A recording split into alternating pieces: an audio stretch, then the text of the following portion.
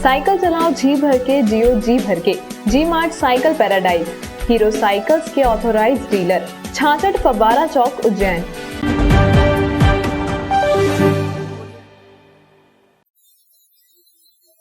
नमस्कार, जय श्री महाकाल। न्यूज मालवा के बुलेटिन में आप सभी दर्शकों का एक बार फिर से स्वागत है। आइए नजर डालते हैं आज के कुछ खास बुलेटिन पर।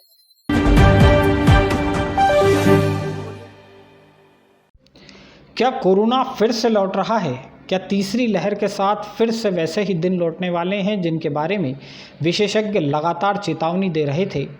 लगातार शून्य के बाद महज 4 दिन के भीतर ही उज्जैन में कोरोना संक्रमण के 2 केस सामने आ चुके हैं।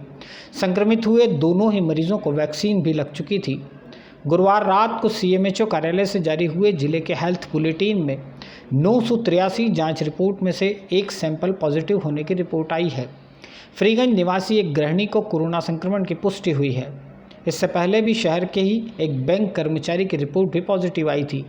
महज 4 दिन के भीतर ही शहर में कोरोना के एक्टिव केस की संख्या 2 हो जाना दर्शाता है हमारे बीच से कोरोना अभी पूरी तरह से गया नहीं है। हालांकि दोनों ही मरीज अब पहले से स्वस्थ हैं और आइसोलेशन में हैं। इनके कॉन्टैक्ट्स में आने वाले लोग भी कोरोना से पूरी तरह सुरक्षित पाए गए हैं। जिले में फ़िलहाल कोई मरीज़ अस्पताल में भर्ती नहीं है, मगर ज़रूरी नहीं कि हालात आगे भी ऐसे ही बने रहेंगे। ज़रूरी यह है कि हम और आप कोरोना संबंधी नियमों का पालन सख्ती से करते रहें। वैक्सीन अपनी जगह है, वैक्सीन की सुरक्षा भी अपनी जगह है, लेकिन कोरोना से बचाव के लिए सावधानियां रखना अब भी बहुत ज़रूरी है। मास्क ज़रूरी है। लगातार 2 कोरोना केस सामने आने के बाद रेलवे स्टेशन पर भी यात्रियों की रैंडम सैंपलिंग का काम शुरू किया गया। कलेक्टर आशीष सिंह ने भी संकेत दिए हैं कि आने वाले वक्त में शहर में मास्क नहीं पहनने वाले या सोशल डिस्टेंसिंग का पालन नहीं करने वाले लोगों के खिलाफ सख्ती बरती जाएगी। रूप से बहुत गंभीर बात है कि हम लोग लगभग पिछले 2 महीने से अगर देखें तो कोरोना के केसेस लगभग 0 थे, और लेकिन पिछले 1 सप्ताह में 2 केसेस निकल कर कोरोना के नए केसेस आए हैं। और इनकी हम लोगों ने हिस्ट्री भी खंगालने की कोशिश करी तो बाहर के ट्रैवल का तो बहुत कुछ तो नहीं मिल रहा है। तो इसीलिए हमारे लिए चिंताजनक बात है कि कोरोना का वायरस कहीं न कहीं फिर से जो है हमारे आसपास आ गया है। हमको और ज़्यादा सतर्क रहने की ज़रूरत है। मैं सभी से अपील करूंगा, कृपया सोशल डिस्टेंसिंग और जो मास्क का प्रयोग है उसको ज़रूर उसका पालन करें। हम अपनी तरफ से भी कोरोना स्क्वाड के माध्यम से, स्क्वाड फाइन के माध्यम से सख्ती को बढ़ाएंगे, लेकिन सभी लोग टीकाकरण करवा लें। जो लोग फर्स्ट डोज के लिए छूटे हुए हैं, सेकेंड डोज के लिए अगर ड्यू हो गए हैं तो सेकेंड डोज के लिए भी टीकाकरण करा लें और सोशल डिस्टेंसिंग मास्क का पालन करें।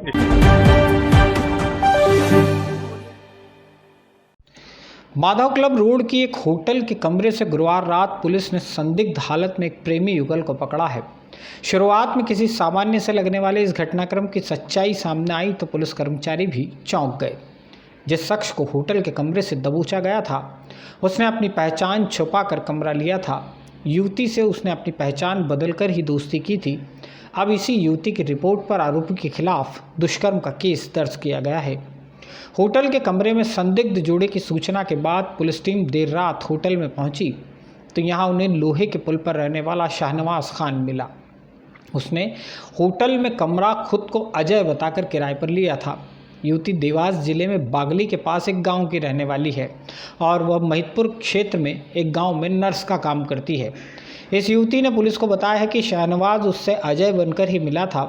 उसने अपनी पहचान, अपना धर्म छुपाकर धोखे में रखकर दोस्ती गांठी। शाहनवाज की इंस्टाग्राम पर शान के नाम से आईडी है। इसी आईडी के जरिए उसने इस युवती को अपने जाल में फंसाया था। पुलिस को शाहनवाज के मोबाइल फ़ोन से कई सारे अश्लील वीडियो भी मिले हैं। ये सारे कहीं से अपलोड किए गए हैं या इन सारे वीडियो के पीछे भी धोखे और साजिश की कहानियां छुपी हैं, इस पर तस्दीक होना अभी बाकी है। पुलिस ने ये मोबाइल फ़ोन भी जब्त कर लिया है।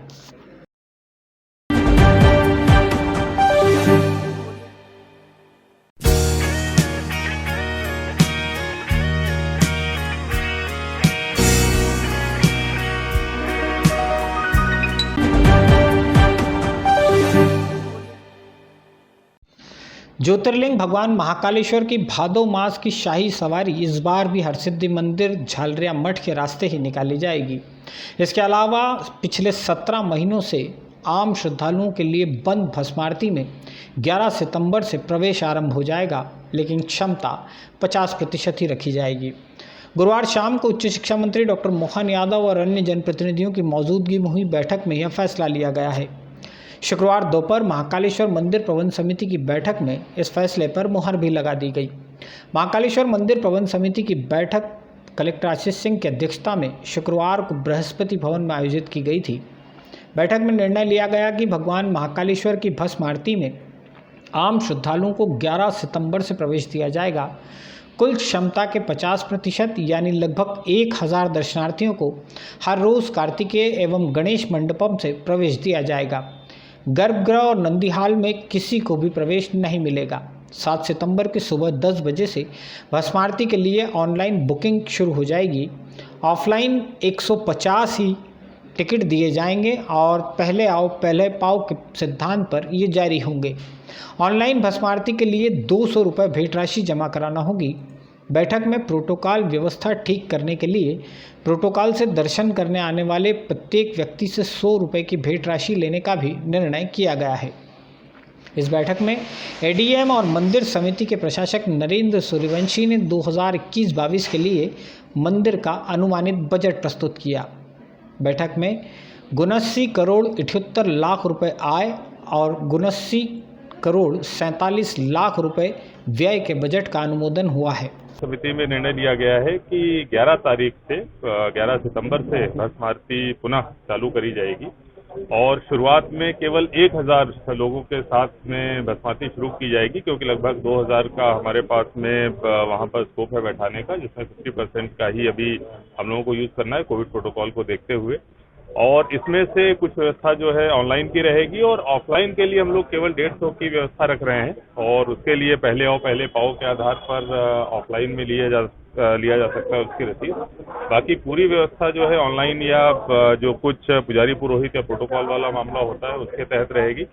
ऑनलाइन जो व्यवस्था है हमारी उसमें पारदर्शिता रहे, उसमें जो शिकायतें आती है वो ना आए, इसके लिए आगामी 7 तारीख को सुबह 10 बजे पोर्टल ओपन किया जाएगा और भस्म आरती की बुकिंग ऑनलाइन चालू होगी और पूरे 1 महीने की बुकिंग हम लोग खोलेंगे। आगे फिर एक दिन की बुकिंग जो है वो 1 महीने की खुलती रहेगी।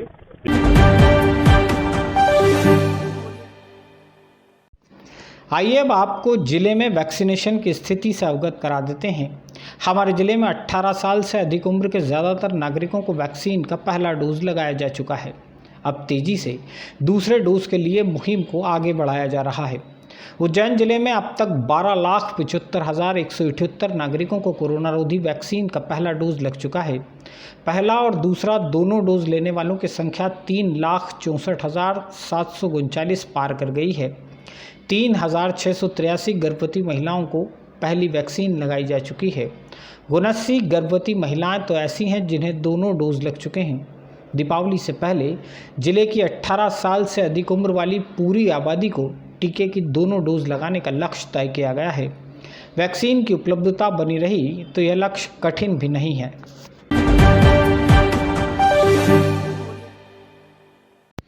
दुर्गा कॉलोनी इलाके में एक मंदिर के बाहर से मोटरसाइकिल चुराने वाले बदमाश को लोगों ने रंगे हाथों पकड़ लिया। उसकी जमकर धुनाई की गई। इसके बाद चिमनगंज मंडी पुलिस के सुपुर्द कर दिया गया। शुक्रवार सुबह दुर्गा कॉलोनी में रहने वाले पुजारी सुनील शर्मा नज़दीक के ही इच्छापुंज माता मंदिर में आरती कर रहे थे। बाहर खड़ी उनकी मोटरसाइकिल एक बदमाश उठाकर भागने लगा। आसपास मौजूद लोगों ने उसे देख लिया और दबोच भी लिया। पुलिस द्वारा की गई पूछताछ में सामने आया कि बदमाश का नाम धर्मेंद्र है। वह देवास जिले के आगरोद का रहने वाला है। खिलचीपुर में वह किसी रिश्तेदार के यहाँ आया था। पुलिस को आशंका है कि धर्मेंद्र और भी वाहन चोरियों में शामिल हो सकता है। उससे पूछताछ की जा रही है।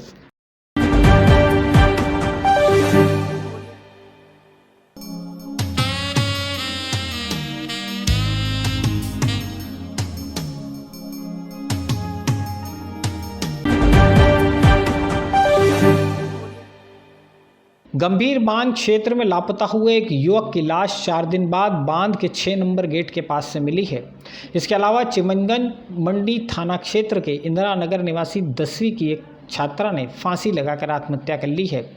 इंगोरिया के नज़दीक असलाउद्दा गांव में रहने वाला कार्तिक त्रिवेदी सेवा सहकारी संस्था के लिए काम किया करता था। 4 दिन से वह लापता था। गंभीर बांध क्षेत्र के पास से उसकी मोटरसाइकिल और मोबाइल फ़ोन मिला था।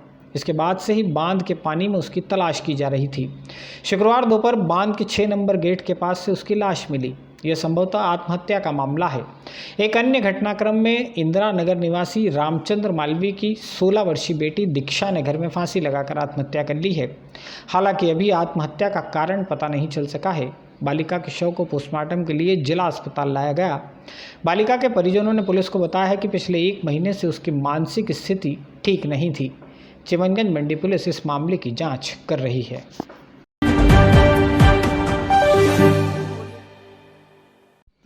शुक्रवार को शहर में बच पारस का पर्व मनाया गया।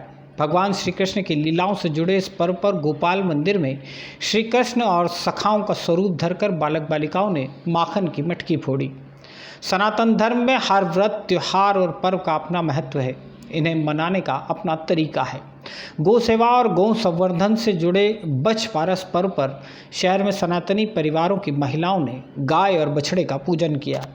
द्वारकाधीश गोपाल मंदिर में हर साल की तरह मटकी फोड़ परंपरा का पालन भी हुआ।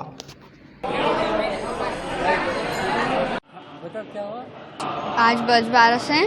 गोपाल मंदिर में कृष्ण भगवान बनके मैंने मटकी फोड़ी है और आज अभी पूजा हो रही है। इसके बाद भगवान सोएंगे और हम सब सखाओं ने मिलकर माखन खाया।